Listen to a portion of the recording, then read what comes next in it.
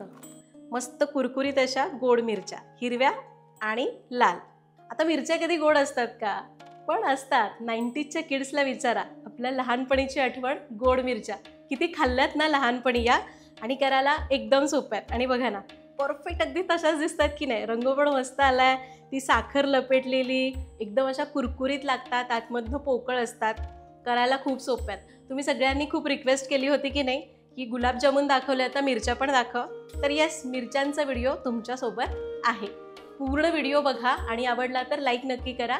आणि हो, तुमच्या या मिरच्यांच्या बाबतीत काही आठवणी असतील ना, तर मला कमेंटमध्ये सांगा. नमस्कार, सरिताच्या स्वयंपाकघरात म्हणजेच आपल्या सरिताज किचनमध्ये आज आपण काय करतोय हे तुम्हाला थंबनेल बघून समजलेलं आहे. मस्त असा कुरकुरीत बालपणीचा असा खाऊ, मस्त त्या हिरव्या आणि लाल रंगाच्या मिरच्या. त्यामध्ये आपण अजून एक फ्लेवर पण करणार आहोत बरं का, तो मी तुम्हाला सांगणारच आहे. आणि आपण जेव्हा लहान होतो, म्हणजे मी तर 90s किड आहे, त्यावेळी असं शाळेत जायला सुरुवात झाली होती आणि मग असे पदार्थ आपल्याला खूप आवडायचे. मागच्या वेळी मी लाल रंगाचे ते छोटे छोटे गुलाबजामुन तुमच्यासोबत शेअर केले होते, सुके साखर लावलेले.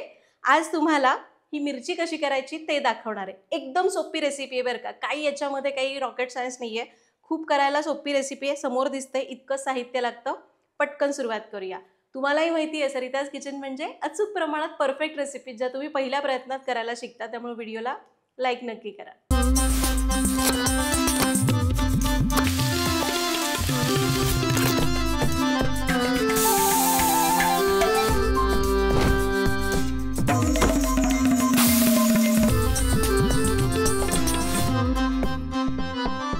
आता सगळ्यात पहिल्यांदा या मिरच्या बनवण्यासाठी साहित्य काय लागणार आहे ते बघूया.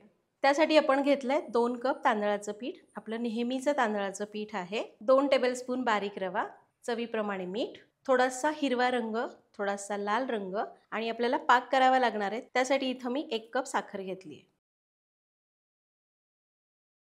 तर इथं मिक्सिंग बोल घेतलाय, त्यामध्ये घालायचंय तांदळाचं पीठ आणि थोडासा बारीक रवा. रवा घातल्यामुळे मिरची जास्त दिवस कुरकुरीत राहते म्हणून घालायचा. अगदी चिमूटभर मीठ घालतीये मी. बाकीचं मीठ आपण परत घालणार आहोत, कशासाठी तुम्हाला सांगेनच. याला मिसळून घ्यायचं. थोडं थोडं पाणी घालू आणि याला घट्ट मळून घेऊ. कोमट बिमट नाही, नॉर्मल टेम्परेचरचं पाणी वापरायचं, नळाला जे येतं ते. याला मळून घेतलं, 5 मिनिटात मळून होतं, फार वेळ लागत नाही. आता आपण याचे 3 भाग करायचे. हा तिखटासाठी, हा लाल मिरचीसाठी आणि हा हिरव्या मिरचीसाठी. मी जरा तिखटात जास्त घेते कारण मला तिखट मिरच्या जास्त आवडतात. आता आपण काय करूया, यामध्ये रंग घालू. रंग घालण्याआधी जी तिखटाची आपण करणार आहोत त्याच्यामध्ये आपल्याला घालायचं आहे थोडंसं मीठ. हे थोडा वेळ काढूया आणि मीठ याच्यात चांगलं मिक्स करून घ्यायचं आहे. मीठ मिसळलं, आता थोडंसं तेल लावते मी याला, अगदी 1 टीस्पून. प्रत्येक भागाला 1-1 टीस्पून तेल लावायचं, म्हणजे मग जे काही मिरच्या आपण करतो ना त्या खूप जास्त कडक होणार नाहीत, कुरकुरीत होतील पण कडक नाहीत होणार. हे बघा, छान झालं ना हे, एकदम मऊ मऊ. आता यामध्ये आपल्याला घालायचं आहे तेल 1 टीस्पून. सोबतच आपण फूड कलर घालूयात, लाल. मिक्स करूयात. याच्यात पावडर कलरसुद्धा मिळतात, ते वापरले तरी चालतील. तर लाल कलरचा डो पण तयार झाला आहे. आता करूयात हिरवा. याला पण आपण आधी थोडंसं रंग घालू, मिसळूयात याला. थोडंसं तेल पण घालायचं, प्रत्येकी 1-1 छोटा चमचा तेल घातलं. मिसळूया. तर हे बघा, हिरवा रंग पण मिसळून घेतला. तिन्ही प्रकार तयार केलेले आहेत. आता पहिल्यांदा मिरची कशी करायची ते बघूयात, म्हणजे याला मिरचीचा आकार कसा देतात. फक्त याला काय करायचं, असं लांब करून घ्यायचं. लांब करून घेतलं, याला मध्ये असं थोडंसं अशी काय म्हणतात त्याला, खड्डा करायचा आणि याला असं गोल रोल करून घ्यायचा. हा हातावर असा किंवा पोळपाटावर ठेवून असा लांब करायचा. आता याचे छोटे छोटे करायचे तुकडे. याला हातावर असं बारीक करून घ्यायचं. असं आपण हातावर केलं की आपोआप हे कडेला निमुळतं होतं आणि मिरचीसारखं दिसतं. मिरचीसारखं म्हणजे तेव्हा दिसेल जेव्हा आपण रंगवाल्या करूया. ह्या तर आपण तिखटवाल्या करतोय ना, म्हणून. हातावर करा किंवा पोळपाटावर करा, कसंही चालेल. आता हे बघा, हे आपण पांढऱ्या रंगाचं पण अगदी असंच करूयात. पाहिजे तर अशी एखादी काडी घ्या किंवा असं बोटाने करा. याचा रोल करा, म्हणजे मधून अशा थोड्याशा पोकळ होतात आणि मग करून घ्यायच्या. त्यानंतर तोडायचं आणि याला असं हातावर करून घ्यायचं आणि हे बघा, हे असे आपण तयार करायचे. तर आपण काय करूयात, याच्या मिरच्या तर करायच्याच आहेत, हिरव्या आणि लाल रंगाच्या पण अशाच करून घेऊ. तर आपण तिन्ही रंग करून घेतलेले आहेत. आता याला तळायला घेऊ. आणि हे बघा, हे करताना विचार नाही करायचा एक लहान मोठं झालं, काही नाही. काय करायचं, सरळ एक लांब गोळी करायची, सुरीने छोट्या छोट्या गोळ्या करायच्या आणि लगेच हातावर वळून घ्यायच्या. पटापट तयार होतात, फार वेळ लागत नाही. आता तळून घेऊया. पहिल्यांदा आपण पांढऱ्यावाल्या तळू. तर मिरच्या तळण्यासाठी तेल गरम करायला ठेवलं आहे. तेल मध्यम गरम झालं, कसं ओळखायचं, थोडासा पिठाचा गोळा टाकला की बबल्स येऊन वर आला, याचा अर्थ तेल व्यवस्थित तापलेलं आहे. कमी गरम नको किंवा अति गरम नको. यामध्ये पहिल्यांदा आपण पांढऱ्या मिरच्या तळून घेऊ. खरं तर याला मिरच्या नाही म्हणू शकत, पांढऱ्या रंगाच्या आहेत म्हणून. याला मिरच्या म्हटलं जातं कारण त्या लाल आणि हिरव्या रंगामध्ये असतात म्हणून. गॅस कमी ठेवायचा आहे, थोडासा कमी करूया आणि मिरच्या सोडून घ्यायच्या. मावतील एवढ्या सोडायच्या. मिरच्या तेलामध्ये सोडल्या, थोडासा आकार धरला की गॅस कमी करायचा आणि अशा कुरकुरीत होईपर्यंत तळून घ्यायच्या. गॅस अजिबात मोठा करू नका, छान असं मंद आचेवर तळून घ्यायचं. आणि तुम्हाला गंमत सांगू का, आम्ही ना सांगोल्यामध्ये राहत होतो, तर आमच्या घराच्या एक्झॅक्ट मागे हे असे पदार्थ तयार होणारा कारखाना होता. आणि तिथं सगळे असे मद्रासी लोक होते, त्यांना मराठी यायचं नाही. आम्ही त्यांना पापडीवाले म्हणायचो, कारण त्यांच्याकडे मुख्य बिझनेस होता त्या बॉब्या असतात ना पिवळ्या रंगाच्या, तो त्या तयार व्हायच्या. हे असे सगळे जे खाऊचे आयटम्स असतात ना तिथं तयार व्हायचे. आणि अख्ख्या सांगोला तालुक्यामध्ये जिथं जिथं हे असे दुकानदार वगैरे असतात ना, त्यांना यांच्याकडूनच सप्लाय व्हायचा. आणि म्हणूनच माझी आई असे पदार्थ खाऊन द्यायची नाही, कारण आम्हाला वरून दिसायचं की ते लोक कसे तयार करतात. कारण असं कारखाना कसा मध्ये ओपन होतं, कडेने रूम्स होत्या आणि आम्हाला ते वरनं दिसायचं. आणि आम्ही त्यांना पापडीवाले म्हणायचो. ते मद्रासी होते, त्यांना मराठी यायचं नाही. आणि जे बॉबी मिळतात की नाही, आता आई अशा पण आम्हाला खाऊन द्यायची नाही, पण बॉबी मात्र आम्ही बाहेरनं विकत घ्यायचो नाही. तर समजा असं अख्ख्या बॉबीचं पॅकेट बाहेर 10 रुपयाला असेल ना, तर आम्हाला एवढा चुरा त्या पापडीवाल्यांकडे 5 रुपयाला मिळायचा. मग कसं तरी रडून रडून आईकडनं पैसे घ्यायचे, कारण ती द्यायची नाही ना, ते चांगलं नाही म्हणून खायला. आणि मग आम्ही एवढा चुरा घेऊन यायचो पापडांचा. आम्ही अख्ख्या बॉब्याना कधीच खाल्ल्या नाही. आमच्या गल्लीतच राहायचे, त्यामुळं मग बरं पडायचं आम्हाला ते खायला. मग ते छोटे गुलाबजामुन असतील या मिरच्या असतील, मजा यायची. आणि मला वाटते ते मद्रासी होते, त्यामुळं बऱ्यापैकी पदार्थ तांदळापासून व्हायचे. तर एक 4-5 मिनिटं मंद आचेवर तळल्यानंतर हे बघा, हलका तांबूस रंग आलाय, यांना काढून घेऊया. आवाजावरून कळलं ना, अशा कुरकुरीत होतात. आणि येस, या मिरच्या खूप कुरकुरीत होतात बरं का, खुसखुशीत होत नाहीत. दात मजबूत पाहिजेत, म्हणजे इतके पण मजबूत नाहीत, अशा कुरुम कुरुम लागतात. आता आपल्याला काय करायचं आहे, यांना तिखट करायचं आहे ना. यांना काढायचे एका बोलमध्ये, यामध्ये घालायची थोडीशी मिरची पावडर. गरम असतानाच हे करायचं आणि याला टॉस करायचं. खरं तर ह्या अशा पद्धतीच्या मिरच्या आहेत ना, आमच्या लहानपणी नाही मिळायच्या, गोडवाल्याच मिळायच्या.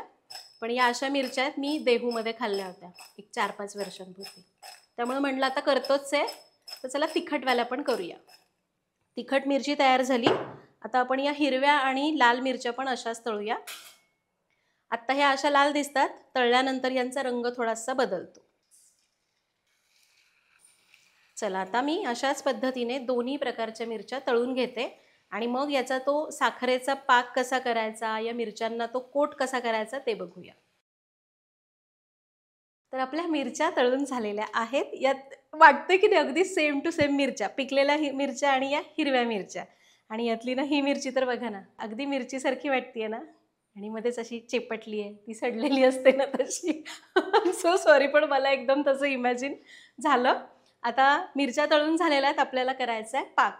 तर याच्यासाठी आपल्याला एकदम कडक पाक लागतो बरं का, तो पाक करून घेऊ. कढई गरम करत ठेवली आहे, त्यामध्ये काढायची आहे साखर. आता कडक पाक करायचा आहे. पाक लवकर होण्यासाठी पाणी फार घालायचं नाही, थोडंच घालायचं. तर अगदी साखर बुडेल एवढं पाणी घालूया. साखर बुडेल नाही, साखर भिजेल एवढंच पाणी घालायचं.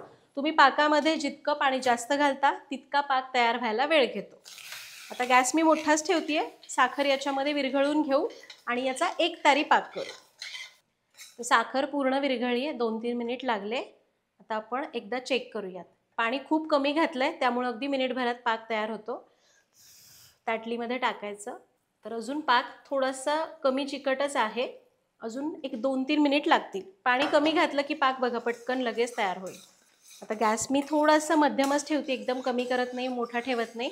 आणि याला अजून 1 मिनिटभर शिजून घेते.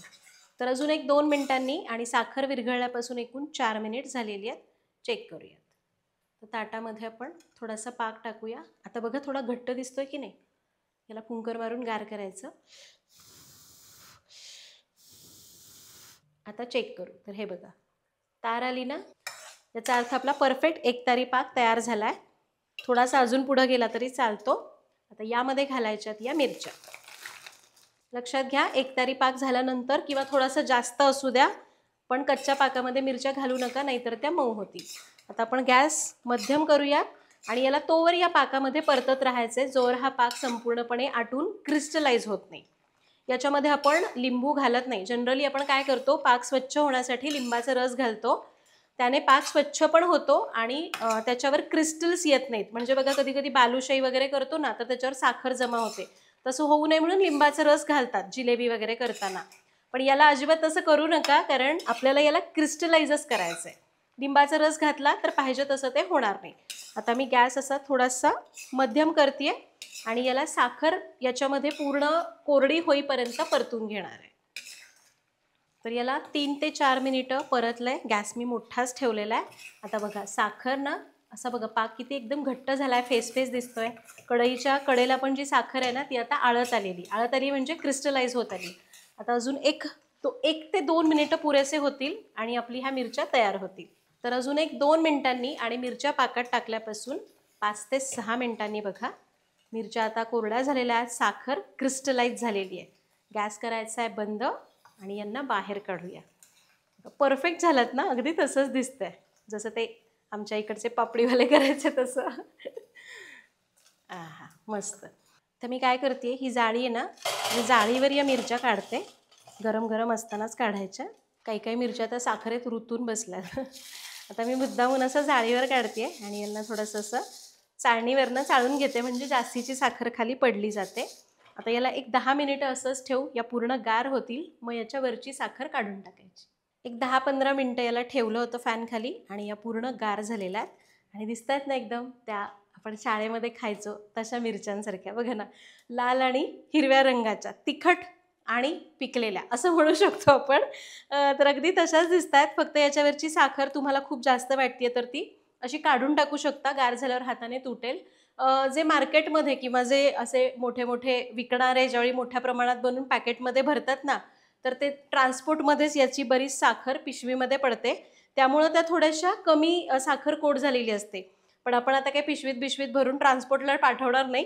त्यामुळे तुम्हाला पाहिजे तर ही जास्तीची साखर तुम्ही हाताने काढून टाकू शकता किंवा असंच ठेवलं तरी पण चालेल. आता यातली मिरची तुम्हाला तोडून दाखवते बघा. हे बघा झाली ना छान. पाक असा हलकासा आतपर्यंत मुरतो आणि आतमध्ये छान पोकळ होतात बघा. या अशाच लागायच्या ना. एक खाऊन दाखवते तुम्हाला. मस्त आवाज येतो ना, अगदी लहानपणामध्ये गेल्यासारखं वाटलं बरं का मला. आणि ही तर बघा कशी प्रॉपर दिसते मिरची, एकदम भारी ना. तर तुम्ही सुद्धा या पद्धतीने आपल्या 90च्या आठवणीमधल्या या मिरच्या नक्की करून बघा. आपल्या मुलांना आजकाल असे पदार्थ काही खायला मिळत नाहीत. आजकाल ते मैद्याचे केक वगैरे मुलांना आवडतात. डेफिनेटली कधीतरी करून द्यायला किंवा बाहेरनं द्यायला हरकत नाही. पण आपल्या लहानपणीच्या आठवणीसुद्धा मुलांना नक्की करून द्यायला पाहिजेत. तुम्ही सुद्धा करून बघा. काही शंका असतील तर कमेंट्समध्ये विचारा. भेटूयात पुढच्या भागात. धन्यवाद.